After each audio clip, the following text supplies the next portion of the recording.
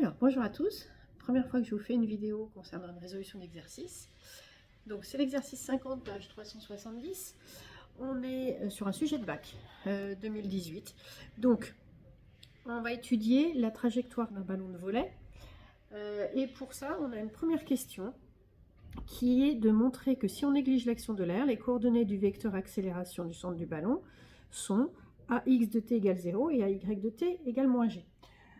Donc comme vous avez maintenant l'habitude, il va falloir qu'on définisse le système, donc ici le ballon.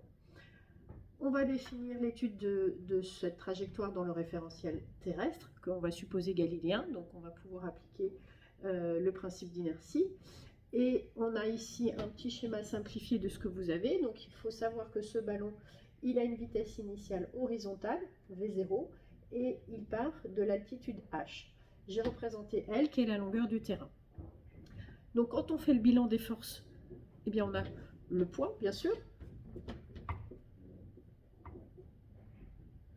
Et dans cette première partie, on va négliger les actions de l'air. Donc on se retrouve avec cette unique force et on va pouvoir dire qu'on est dans le cas d'une chute libre. Donc comme vous le savez maintenant, pour pouvoir définir le vecteur accélération, eh bien on va appliquer la deuxième loi de Newton. Donc là, ça c'est mon introduction. Pour répondre à la première question, ici,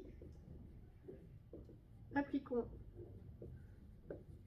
la deuxième loi de Newton.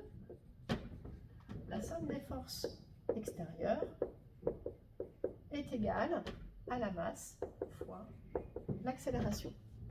Ici, on a vu que la seule force qu'on prend en compte, c'est le poids. P égale M fois A.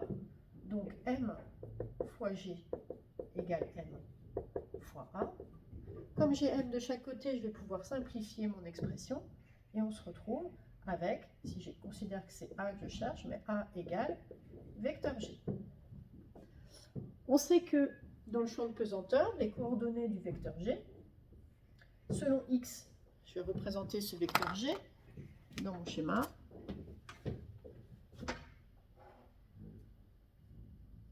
Il est vertical vers le bas. Donc, selon X, j'ai 0. Et selon l'axe Y, j'ai moins G. Moins puisqu'il est dans le sens opposé à la direction de Y. Et G puisque c'est sa norme. Donc, ça me permet de dire que le vecteur A, eh bien, il a de même AX égale 0 et AY de t égale moins G. Alors bien sûr, là c'est 0, donc je n'ai pas mis de t parce que c'est une constante, ça ne dépendra pas du temps. Mais d'un point de vue rigoureux, on va mettre A de t. Voilà pour cette première question.